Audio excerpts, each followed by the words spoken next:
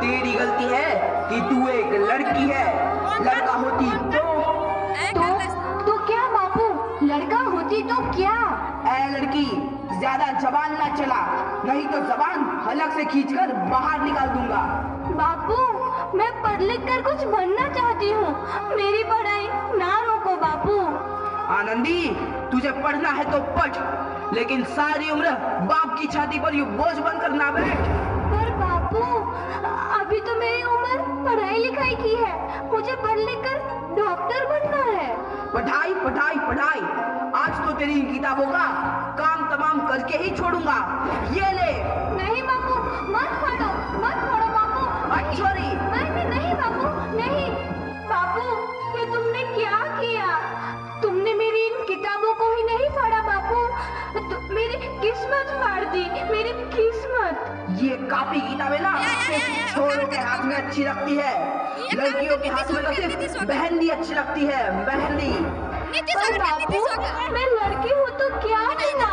लड़का और लड़की तो हमारी दोनों आंखों के समान होते हैं। चुप कर आनंदी, और यह एहसान मान कि अब तक जिंदा है तू। कहीं बचपन में गला दबाकर मार दिया होता तो यह तेरी बकबक नहीं सुननी पड़ती आज। पर बापू, मुझे चूल्हा जलाना अच्छा ना नहीं है। देख छोरी, जितना जल्दी हो तू चूल्हा जलाना सीख ले, उतना ही अच्छा है तेरे लिए। और हाँ, तेरा ब्याह तो होगा, वो भी कल के कल।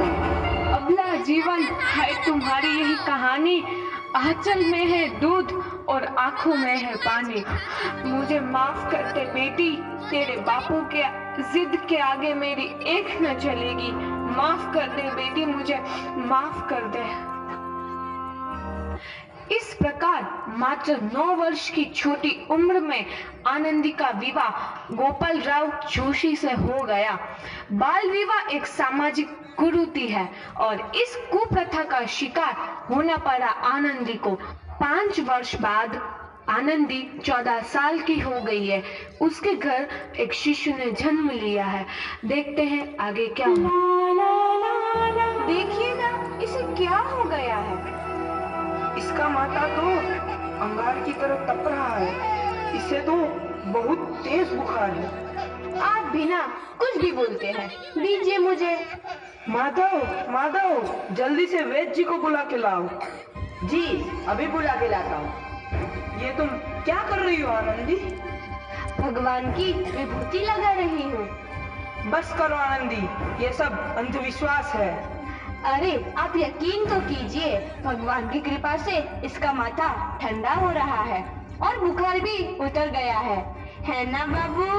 देखिए, दीजिए मुझे।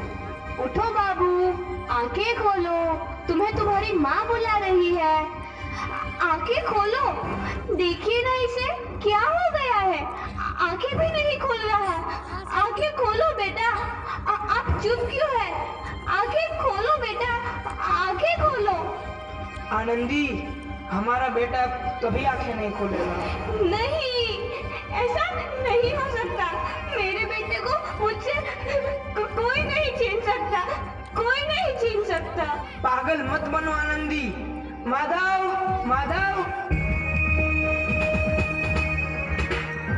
आनंदी, बंद करो ये पागलपन।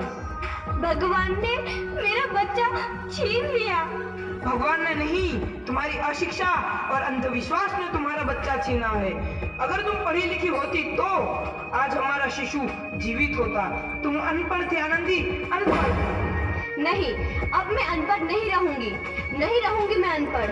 मैं पढ़ूंगी ताकि कल किसी और आनंदी को इलाज के अभाव में अपना बच्चा ना खोना पड़े। शाबाश आनंदी, और यही तुम्हारे अपराध के लिए प्रायश्चित भी है।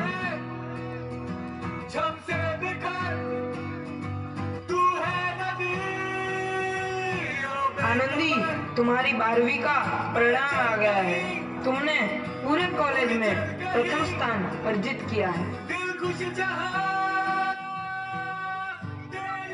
आनंदी, तुम्हारी मेहनत रंग लाई है, तुम्हें शिक्षा वृत्ति मिली है। ये लो तुम्हारे अमेरिका जाने की टिकट। मुझे शिक्षा वृत्ति मिल गई, मैं अमेरिका जा रही हूँ। पर ये सब मैं अकेले कैसे कर पाऊंगी? दी, अपने आप को इतना कमजोर क्यों समझ रही हो? फिर इतना पढ़ने लिखने का क्या फायदा? तुम अभी गवार की गवार नहीं हूँ मैं अब गवार।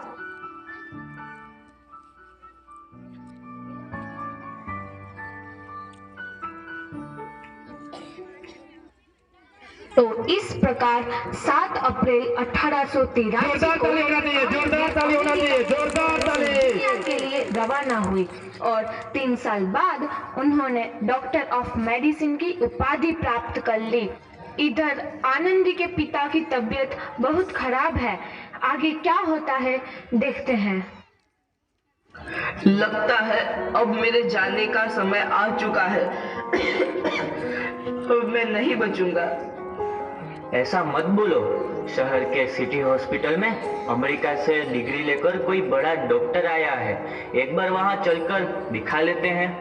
हाँ, सही बोला भैया। कम से कम दिल को तसल्ली तो मिल जाएगी। हाँ हाँ, चलो चलो जल्दी हॉस्पिटल चलते हैं।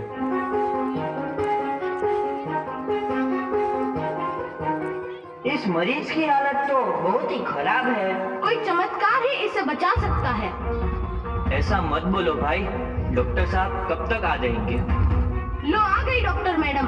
डॉक्टर मैडम जल्दी देखिए, मरीज की हालत बहुत ही खराब है।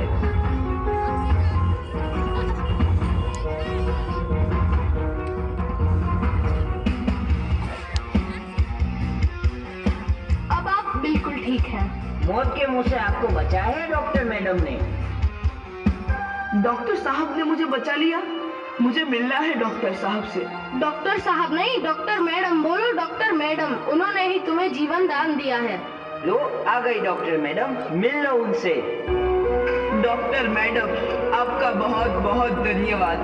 आपने मेरी जान बचाई। इसके बदले में मैं गरीब भला आपको क्या दे सकता हूँ? वचन चाहिए मुझे कि कभी ये नहीं कहोगे कि लड़कियां कुछ नहीं कर सकती।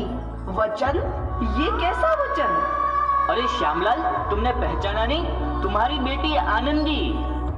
आनंदी? मेरी बेटी आनंदी डॉक्टर? हाँ बापू, वही आनंदी जिसके लिए बचपन में तूने चूल्हा और दूल्हा के अलावा कुछ नहीं सोचा था। आनंदी, आनंदी मेरी बेटी, मुझे माफ कर दे। मैं तेरा गुनहगार हूँ बेटी। नहीं नहीं बापू, वही आनंदी जिसके हाथ पीले करके तुम उसकी सारी जिंदगी काला कर देना चाहते थे। माफ कर दे मुझे मेरी बच्ची, माफ कर दे। मैं तेरा अपराधी हूँ मेरी बच्ची, माफ कर दे। नहीं बाबू, मैंने तो तेरा एहसान चुकाया है। याद है ना अपना एहसान जो बचपन में तुमने मुझ पर किया था? ताने सुना सुना कर जीते जी मार डाला था मुझको। अब बोल, और किस किस को मारेगा? आनंदी बेटी, मुझे माफ कर दे मेरी बच्ची। मैं तेरा गुनहगार हूँ। बापू, आपने ही तो बोला था किताबें सिर्फ बेटों के हाथ में अच्छी लगती है, बेटियों के हाथ में तो सिर्फ मेहंदी। बेटों और बेटियों में फर्क करना तो आंखों में फर्क करने समान है। एक का पढ़ना और दूसरे का ना पढ़ना सामाजिक अंधकार है बापू, सामाजिक अंधकार। उपकार मांगता हूँ मैं तुझ जैसी बेटी का, जिसने सारी उम्र मुझसे कुछ ना मांगा तो सिर्फ बराबरी का दर्जा। वरना सच तो यह है कि मैं तेरी माफी के लायक भी ना हूँ। मुझ जैसा बाप तेरी बराबरी कर सके उसके मैं लायक भी ना हूँ मेरी बेटी, लायक भी ना हूँ। अपने बापू को क्या माफ नहीं करोगी आनंदी? माफ कर दो आनंदी, माफ कर दो। सुबह का भूला यदि शाम को घर लौट आए तो उसे भूला नहीं कहते। बापू। तो इस प्रकार आनंदीबाई जोशी ने अपनी मेहनत और अटूट इरादे से न केवल भारत की पहली महिला डॉक्टर बनी, बल्कि आगे चल के उन लड़कियों के लिए सुनहरा रास्ता दिखा गई जो जीवन में कुछ करना चाहती थी।